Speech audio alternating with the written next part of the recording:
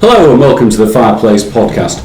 This is a special edition. We're live with a live studio audience. Give us a wave, studio audience. Silent wave. Lovely. No, come on, say hello. Big cheer. Right, see, we do have friends. We've got real people here. We're at Center Parcs, Windfell Forest in the Lake District, and we are in the midst of Fire in the Forest, which is a gathering for all these people in our community pursuing fire to hang out, make friends, go walking, indulge in free pursuits and practice frugal living together and having fun generally. Today we've got a panel, we've shaken it up. You hear from Mike and myself all too often. Hi there. Hello. So Mike's on the panel, I'm just going to host things, but we've also got a panel of five other members of our community who are going to attempt to answer questions from our audience. So we don't know what's going to come up, we don't know if this is going to be awful. So I'm distracted by somebody trying to get in the door because somebody's barred him out. It's great trying to run this in a holiday lodge. It works very well for most purposes. So, panellists, do you want to introduce yourselves and say a quick hello, or do you want to first names only, or? I'll start if you like. I'm Mike, I'm Andy's host on the podcast. You might have heard my voice before if you've listened to the podcast, and welcome everyone.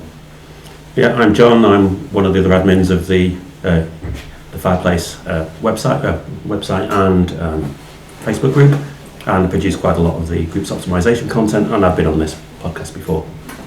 Hi, I'm Maggie. I've not reached fire yet, and I'm over halfway there. I'm Jenny. I'm 52, and I have reached fire. So, yep. I'm Mel. I'm here with my husband. I've technically reached fire, and he hasn't dared flip the switch yet, but we're hoping soon.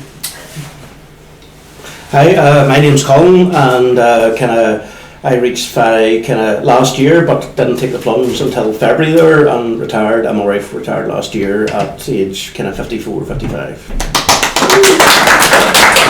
We like retirement stories. Great. Right, who's got our first question? Hands up, please. Who's got a question? David, you had a pre-prepared question? Yes, I have a question on platforms that I'd like to ask. Come over and be picked up by a microphone a bit better. Come closer. I have a question on platforms, and if moving between platforms, how do you assess, and this is to the whole board, how do you assess different products accurately to gauge them in terms of which ones are viable options? You mean platforms, funds? In terms of the products that are on these platforms, so they may not be universal in terms of they may not be on each platform, but there may be platforms that are measuring the same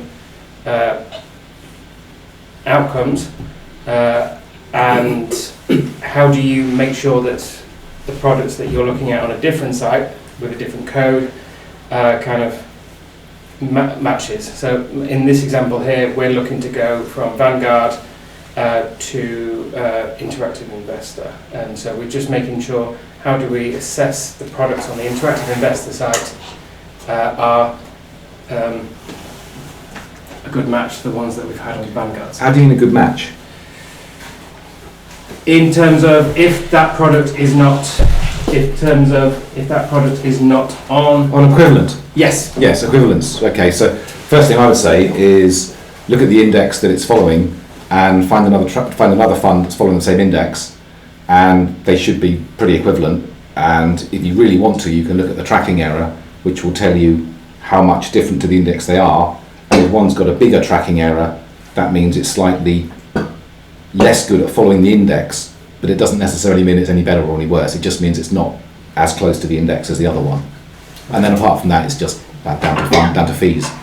So if you see a different fund with a slightly lower percentage, would any kind of warning signs be going off in terms of? There was a discussion in the group, wasn't there, about physical funds and physical replication and synthetic ones, which I'll let someone else answer. Well, I'll give it a go. I mean, Andy will probably step in, and I think you understand a bit as well, but Yeah, so some of the global trackers use a synthetic replication, so they're not buying every single company in the kind of fund, whereas Vanguard probably would be a real tracker. So the fees will probably be a lot lower because they're not buying and selling quite as much, but they do seem to track quite as well. Yeah, I mean, we sort of went into quite a lot of detail. They're effectively buying options Yeah. to keep the position open, and buying options has its own risks, and generally they keep the fees down. But I think at the extreme case, the option might be a little bit vulnerable to some kind of contagion effects and things. Banking crises. That's Yeah. But then again, if it's that bad, the Vanguard, the actual physical ones and the Vanguard ones are also going to be quite vulnerable as well. So it's kind of. Can I ask a follow-up? Would the panel be put off by this synthetic funds? No. Yes. At the same price, yes. A mixture. But I think you get what you pay for. I think the synthetics are going to be a little bit cheaper because they're synthetic, and sort of in a very unscientific way, the fact they're a bit cheaper for the same thing suggests that they're making it somewhere. I mean, so some of the syntheticnesses, they lend to other quality bankers or whatever, and then they promise to pay back at the index rate. So whatever the index does, they have to pay back. Now, those quality are other banks, and during the banking crisis, Lehman Brothers was one of those. Yeah, and that's why I'm a bit worried about them. And then apart from that, there's another question probably about what type of fund it is, if it's an ETF or whether it's a mutual fund, OEIC Absolutely, yeah. thing, because some platforms have different fees for those and those kind And of different things. spreads. And different spreads as well. I know my sister lives in Canada, and she didn't know what to go into from a global index fund perspective. So she looked at the percentage that's in America, Europe, UK, Asia, and all those different things. And then she looked at other global index funds to see if they were sort of comparable, and then how many companies were within each of them, to give her a bit of a balance on if it's sort of about right. And then she went with that, looking at the lowest cost for those funds. And also, I was thinking they're more or less kind of, nobody knows what the future holds, but kind of whether you just do a transfer across kind of in species and kind of the same funds there for now, so you're not out of the market for a period when you're moving across to a different platform. Yeah, so if you're moving out of Vanguard, they're generally available on other platforms, Yeah. but if you're moving into Vanguard or going Yeah. across, you might find they're not available. But yeah, sticking to the same fund is the simplest. Yeah, try to avoid being out in the market while you do it. Yeah. We're literally doing this right now from that, and to be honest, they've been from Vanguard. They've been pretty responsive once you reply to their questions and give them the information they need. They're pretty responsive. Yeah, we found them very supportive on the support side. Yeah. And if you're moving in specie, I guess the timetable doesn't matter really. You know you're No, safe. But it can be very slow. So I moved from Especially from Vanguard. I moved from II into Vanguard, and they both use the same back-end platform, Origo, and for some reason it went on paper. It took 8 weeks. There are stats each year on performance of transfers for pension providers. In Origo, some providers publish their transfer Yeah. stats. Not all of them. Not all of those. Vanguard seems to be much longer than everybody else. Vanguard's probably the slowest of the ones that publish. Yes. So you have to assume the ones that don't publish are much longer. Yeah. Fair enough. So if I could ask an addendum to that question, what are the must-dos in order to make sure I stay in the market as long? Make sure I thought that's on the same one at each end. So sometimes it's actually worth switching funds in the source platform into one that exists on the destination platform, and then doing an in-specie transfer. And then you're sure you're not be out of the market. But for a Vanguard to Interactive Investor, you know that Interactive Investor cover pretty much everything. Yes, So you're you safe. should have it. It's gone the other way, Some might be a changes problem. there. Yeah. Should we get another question? Yeah, next question. Yes. So, Hi, can I ask the panel, for those of you that have got a SIP, what, if anything, are you doing differently with the impending changes to inheritance tax rules in April 2027? good question. So I'm not doing anything yet. I'm planning to start drawing out some pension from next year. So I haven't actually touched it yet, but from next year I plan to start drawing some out so that then I can gift from regular income. Because I need the income from the pension to be able to gift from it, to get it out of the estate immediately. Spending more. Yeah. And taking. To be honest, before the IHT change, I was going to leave a lot of my stuff in my pension and just spend all my ISA and everything else and what was in my company and everything. But now that it's not protected, I'm going to get all those out as quickly as I can. Spending more. Is that with a view to that pension pot was going to be your legacy? Yeah. And now that's out the window now? Yeah. So I was always planning to run mine down, so I'm not doing anything different. And are you treating the tax-free lump sum element of that SIP any differently? Yes. So now I'm planning to, I think everybody should try to pull it out before they're 75. Because after you're 70, if you die after you're 75, then anything that's tax-free becomes taxable. So you could have taken it out tax-free and your spouse now has to pay tax to take it out, for instance.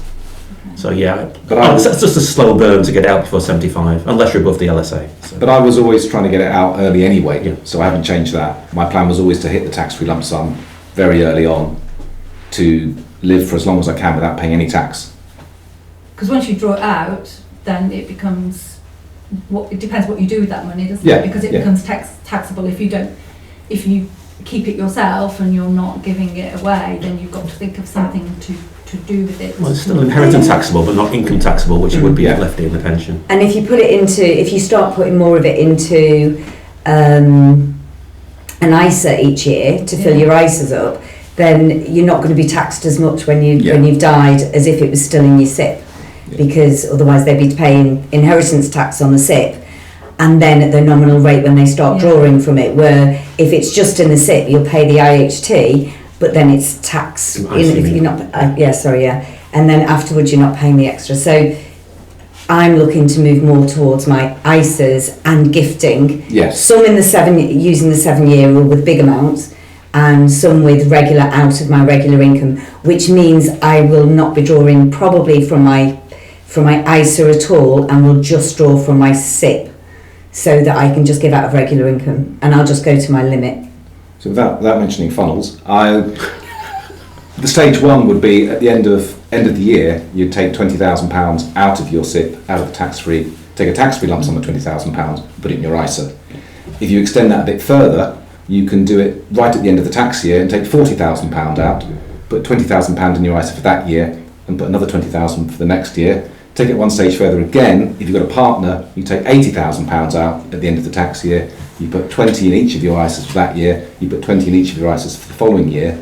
You then start drip feeding that money out of your ISAs back into your bank account to buy your shopping, and then you go back into your SIP on the taxable side to take out your personal allowance. Although it can take several weeks to get your pension sorted out to get it Yes. out, so doing that just on your year end is a bit dodgy. But February, Another one that I thought was quite interesting, somebody's take, was more or less if you maybe think, great, am I going to need that money for end of life care, or am I going to run out of money for some reason? Somebody actually suggested, and when I thought about it, I thought it was quite a smart idea for those with a healthy pot, and it was more or less if you have children or whatever, take out so much money, lend it to the children at 0 interest, and let them to invest it. They get the capital growth, but you have the right to the pot back. Judging by the reaction from the panel, is there a feeling that there may be tax avoidance concerns with this? I think so. It smells too good to be true to me. Oh, I thought it was a great one when I heard it. Do we want to move on to the next question? I think so, yes. Who's got a question? Yes. I spent quite a bit of the time outside of the UK, and the product that I used at the time was an offshore investment bond. And these don't get discussed very much on these type of podcasts and on various other newsletters and things. So does anybody have any advice. Can you explain to us what it is? Sorry? Can you explain to us what it is? It's basically, it's offshore. I don't know that much about it because it goes over my head. Where did you buy it? Overseas in Singapore. Who's it with? It's moved providers, but it was with Quilter, and it's currently with Utmost, And where does it live? and it's based, I think, the Isle of Man. But is the investment you've got in the Isle of Man, or is the investment you've got in Singapore where you bought it? I think the investment was not? always in the Isle of Man. Are you still working as well? No. Okay. So supposedly the advantage of this is that when you come to take the money out of the bond, you can take it as income, and there's only a 10% tax given to it. I mean, it sounds like a simple question, probably isn't. I don't think Is it an investment or is it an insurance product? It's an investment. So I have some insight to this because I got into a heated discussion with a knifer on one of the other fire Facebook groups, who was sort of slagging anybody off who dared suggest investment bonds were nothing but the best thing since sliced bread, because they're quite high fees for. Funny that. Quite high fees for IFAs. It's some weird tax situation where you can take like 5% a year tax free out of it and all sorts of weird things. Yeah, so you can take 5% a year tax free out of it. But then there was another person who chimed in and said, well, I moved abroad. It's not recognised anywhere else in the world. Immediately it becomes 100% taxable. You're in a right mess. So, and people with big GIAs were saying, no, I'd just rather have the GIA than this horrible, complicated thing that I can't get out of for 20 years or whatever it is. I have to slowly unwind it. It's locked in for a long period of time. Can you cash it in, or do you pay income tax if you cash it in? I can cash it in. I think the whole product was supposed to be designed over 20 years. Yeah. Therefore, you take your kind of 5% out every year, and over those 20 years, you've taken back out your capital. But you can cash it in. I don't know what tax position I'll be in. Not a good one, probably. I think perhaps still a 10%. Yeah, so you're making a 20-year commitment on something that gets you 5% tax-free a year, or 5% withdrawals, capital tax-free a year, and it's very complicated. And I'm thinking, no, this is just way too complicated to be true. But if you've got one, it sounds like you need advice. Is it something that I should look at, perhaps cashing in? Do you think? And I don't. Managing it myself. I have no idea. How many are you? I am 13, 14 years in out of 20. One thing is, have you taken the 5% a year? I've taken a few 5%. Like, don't hold me to this, but kind of from some of the stuff I read about it, they were saying if you haven't taken your 5%, you're still entitled to your 5%. That's what I've heard. Yes. I've heard it's cumulative, like you can keep, if you haven't taken it, you can still. For so many years, I you maybe will can take take 50% out or whatever that way. Yeah. My gut feeling is then to take out as much as you can on your 5%, put that somewhere safe, and then leave the rest. Let the rest roll on 5% a year. I know I'm not meant to be on the panel. Can I just chip in with a perspective on this?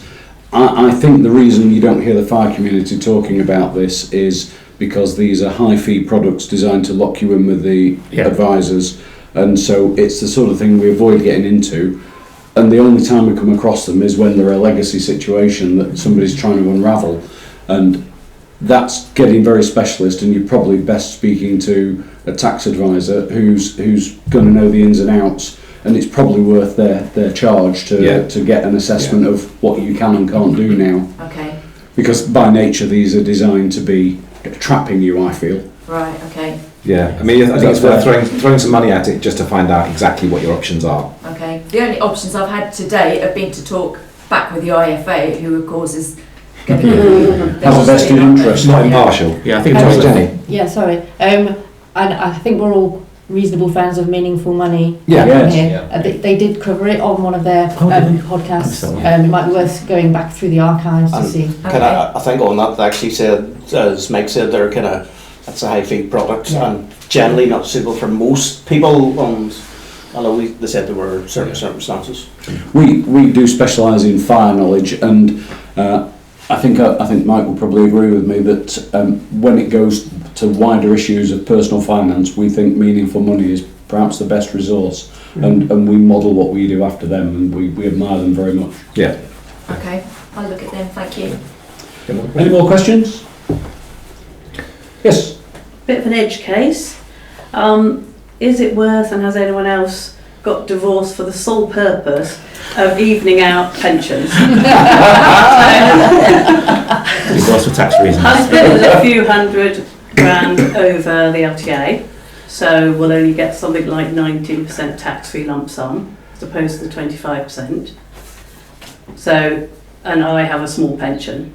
So if we got divorced, could split it evenly, we both have, under the LTA, could both take the full 25% out tax-free. The LTA is gone, technically. Well, yeah, it's the same thing. But the 25% tax-free is based on the 268,000. Yes, it's still the same thing. We were talking the other day, weren't we, about a potential hypothetical case where you could get divorced each year and then remarry the following year and gradually build up an enormous ISA allowance. but that was kind of an extreme case. Is that the same way? Not ISA allowance, no. Was it ISA allowance? No, no. Or was it pension No, allowance? no, I think we were talking about chain deaths, weren't we? Remarrying. Anyway. We were talking about remarrying to gain more. No, not that. Become an ISA millionaire. Genuinely, I think at the moment we could probably pay 20 grand less tax if we did that, but there'd be costs in doing it and it's a lot of hassle. And Well, and the What I HMRC wouldn't look at you very favourably either, I don't think. What I would be concerned of is, God forbid, but if one of you died, In the middle you've of it. lost half Yeah. your allowance. So you've gone from, if you've got a property, you've gone from 500,000,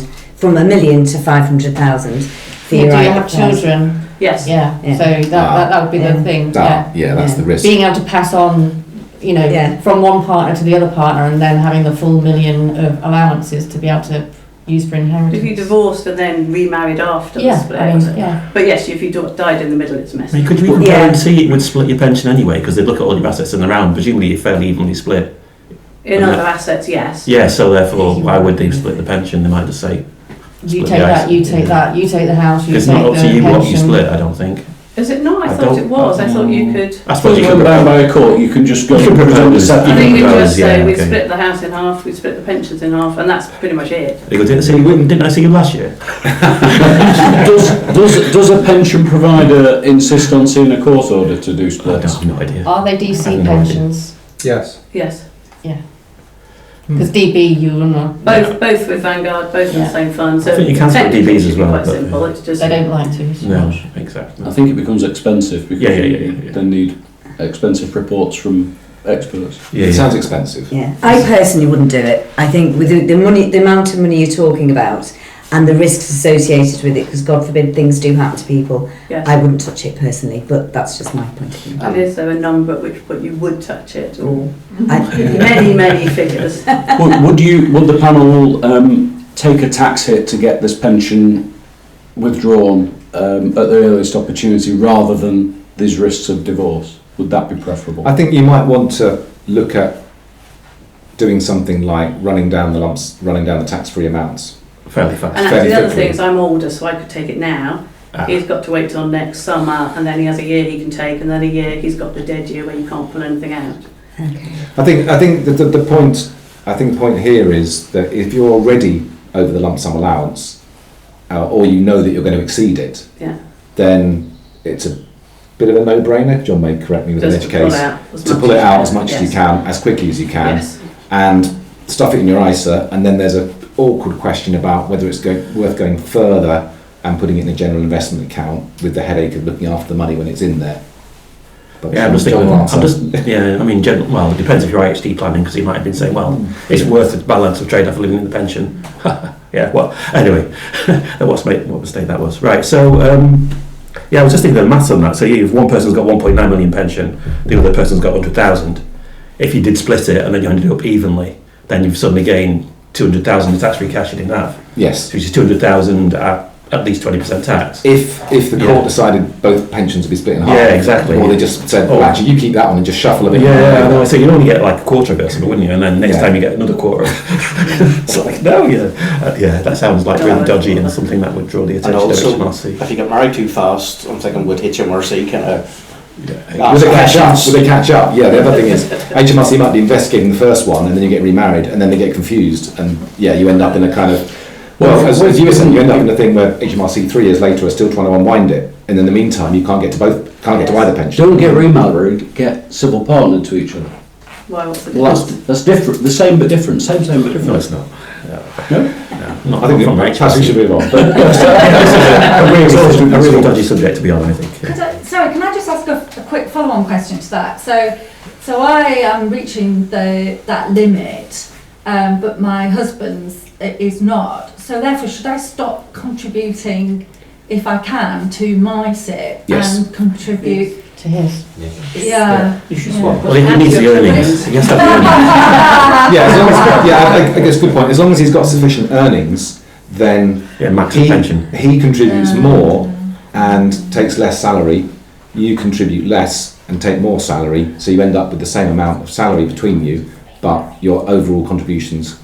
And it might depend on tax bands and all sorts of things. Yeah. Well, would the panel always say try and even up your pensions among a couple? Would that be No. a beneficial thing? No, because if one person's on a higher tax band, and it's a higher rate tax and one person basic rate tax, the higher rate tax, even after basic rate tax withdrawal, still beats the basic rate pension, unfortunately. So the answer is yes, Until you generally, can't, yeah. but if one person's close to a tax threshold, then have a good look at it. Yeah. We've always paid more into Matt's and mine because I'm a basic rate and he's not, and Yeah. that's what we've It- always it's done. Any money I mathematically- get, I pumped in. Mathematically makes So let's sense. hope we don't get divorced. Yeah. So you let tax efficiency be the guide for all these Exactly, things. we have. Yeah. They can make quite a big difference. Yeah, it has to us, definitely, most definitely. Any more questions, David? I have a follow-on question related to limited companies. So we have two companies where we employ under 10 staff. Is there a situation where, without it sounding like advice, we can suggest alternatives to Nest or different ways that people can work with their pensions? So you're with Nest, are you already? Our staff are with Nest. What's the small company SIP thing? Don't know. There's, I think, What we are struggling to do is to find that point where we can mention there are alternative solutions out there without it sounding like we are giving advice to Yeah, I them. think yeah. So Halfway through. does advice? Do we think advice just applies to assets that you invest in rather than platforms? correct. I think you can offer. I think it's very. I think as a very company, vague. you can choose another pension provider and decide for them and say, right, for everyone in the company, we've now moved to XYZ pension company, they'll be providing your pension, and then they don't have a choice in that. But I think if you say to them, we've started a pension for you, and we've put it in this fund here, I think then you have to maybe offer them, you're not talking about starting your own pension, company pension. No, so I think you can choose another provider And switch them to it, yeah. and switch them to it, and then it's up to them which fund they choose on that provider, and you can default them onto one perhaps or suggest one, but then it's ultimately up to them which one they choose. Can I clarify? Do you mean you're willing to pay into their individual SIPs should they decide to go out and get one? Yes, so we're happy to, if they came to us and said, look, we've done our research and we've followed this advice, and will you do your contributions to this? We'll happily do that if that's their prerogative. But it depends on where their SIP is, if you can directly contribute it Yes. to it, because you can't with all of them. Can't with Vanguard, for instance. Yeah. So it's because it's something I've looked at for my business as well. But because we've got more staff, it becomes much more complicated with the processes, and also about staff move around a lot in the industry that I'm in, that Nest works for them in that capacity because all the other companies use it, that I would risk upsetting my staff by moving them because they may feel that I'm actually Locking them in. locking them in And something that they're not going to get administrative elsewhere, and won't see that actually what I'm trying to do is to benefit them. Yeah. And that can be quite tricky.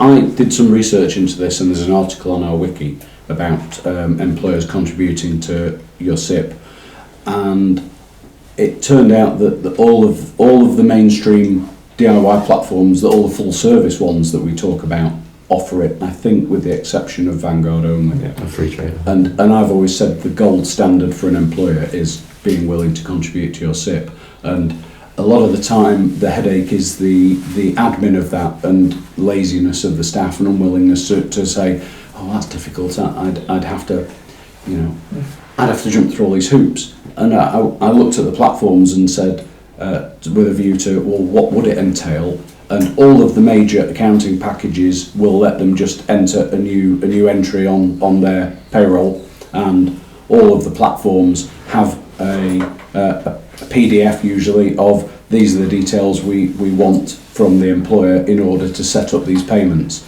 And so it looks like they've made it very easy. So I agree with David. The only concern seems to be, are you treading on thin ice by prompting the staff to go down this line? I think if you were saying, I suggest you buy this fund, very clearly that's overstepping.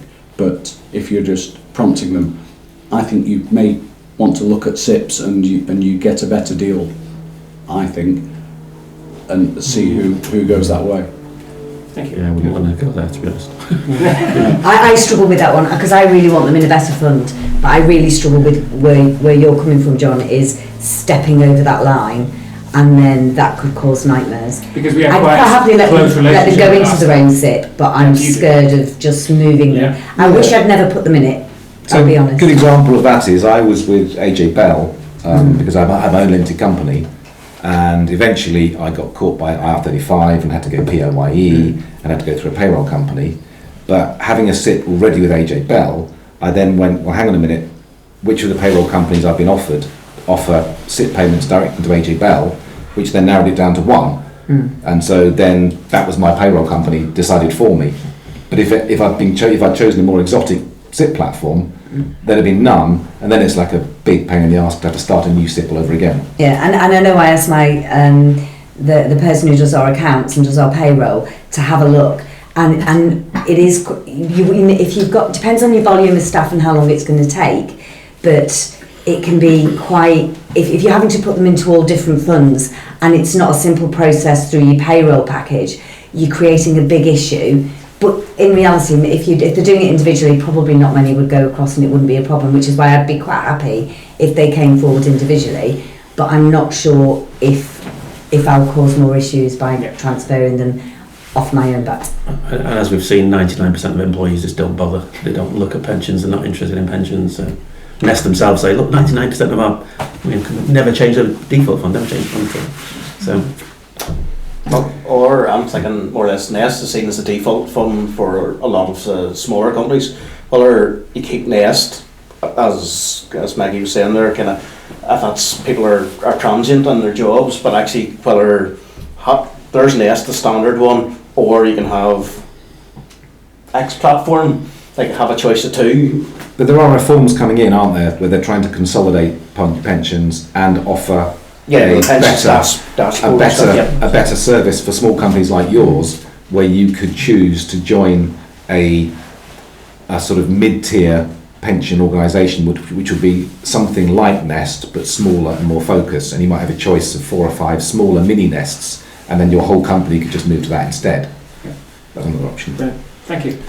I think we've got time for one more question if there's anything left. Yes. Hi.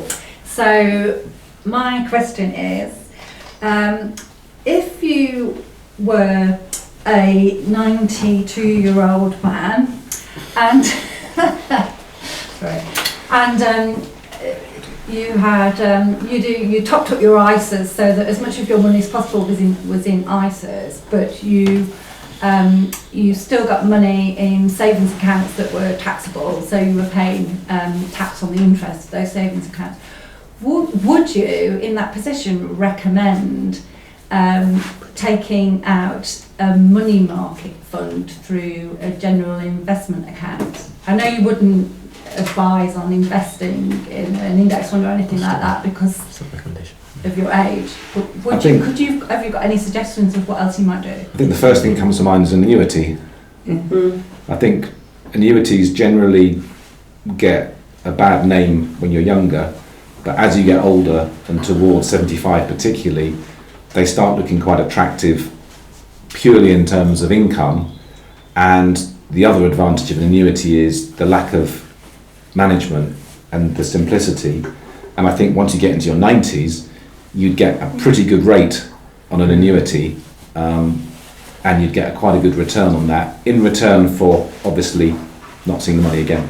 Well, this would very much depend on whether you want the capital back at the end with an annuity. Yeah, it might be IHD planning at that point. Is in this scenario, do we Yes. want to preserve that capital, or is this just purely income for life?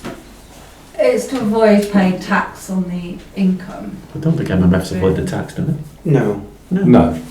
Sorry? Does he gift? Does he gift to? Yes, he's gifting out of He is- income. But if the, Okay, annu- so he is gifting out of income already, and he's Yeah. still got a lot. but if the annuity rate is quite favourable, it might still be worth doing even with the tax. Yeah. Isn't the interest part of his income, and therefore that's what he's gifting from? Oh yeah, I didn't understand whether that was correct. And gifting out of income actually includes interest. It includes interest, it includes dividends, even in an ISA. It's weird. But the overhead is the then gift- on the yeah. dependents to keep track of it. Well, somebody's got to keep track of it properly, yes, and they're also the expenditure. And Yes. all of it nicely tracked. So, for a 92-year-old, that might be a challenge. Well, it's the dependents are probably going to do that, isn't it? Yeah, Because absolutely, yes. they're the ones that have to deal with the IHT forms at the end of it. Yeah. But to go to the root of it, if it's currently in a cash savings account, and is a money market fund any advantage over Well, that? I guess using the money market fund means that you're not rate tarting all the time. If you're in a cash ISA or cash fund, you're going to have to change it every year as the interest rates change on that provider. So you're changing from, I don't know, Barclays to Halifax to Nationwide or whatever it is every time there's a rate change or Yeah. you need a new lock-in. Whereas an MMF, you get the SONIA rate, Yeah. and therefore that's pretty much inflation. Yeah. So But I mean, so- that might be an advantage of it. But if you've got other income, you're still going to be taxable on that interest beyond. Yeah, I believe MMFs are still taxed. I don't know whether the tax is dividend or interest, so that's... Either way, it's going to be. Yeah, either way it's taxed, yeah. But isn't the money? Sorry if I've misunderstood. But isn't if it's in a general investment account? Yeah. Then you're paying tax on. If you take it out of the general investment account, You're paying pay gains tax. Paying gains capital tax. gains tax. Yeah. Yeah. So he would have a capital gains tax allowance. Yes, but Within that. the MMF produces interest every month. I'm not quite sure whether it counts as interest or dividends. I'd have to look it up because I've not got one. I've never had one. So I think it's income. So just to add to that, the point you're talking about there, if you went down the annuity route, and then you're going to get obviously getting a lot higher income, then you've got the possibility then of being gifted Yeah. money. Yeah. Yes, potentially. Income. yeah, Absolutely. Because it's a regular income, and you can demonstrate that that's more than you're spending because you're getting more income, so you can afford to give more of it away. yeah. Which goes some way to balancing the fact that the money's lost. If Yeah, so I was looking at it when I was looking at when I produced that the general suggestions on things to do to manage IHT, like keeping it in the family document was one of the things. Well, why don't you take an annuity in your late 70s? You probably get effectively 6% or maybe more, depending on what illnesses you've accumulated by then. So you're getting effectively a 6% withdrawal rate rather than a 4% withdrawal rate on the annuity, which means if you're freeing up 2%, you just gift straight away, and the annuity gives you that income then to gift it as well. So. But aren't you taxed on the annuity income? Yes, it's still taxed as base rate. Yeah. Right, I think that wraps it up. Thank you very much. Thanks, panel. Can we have a round of applause for our panel, please?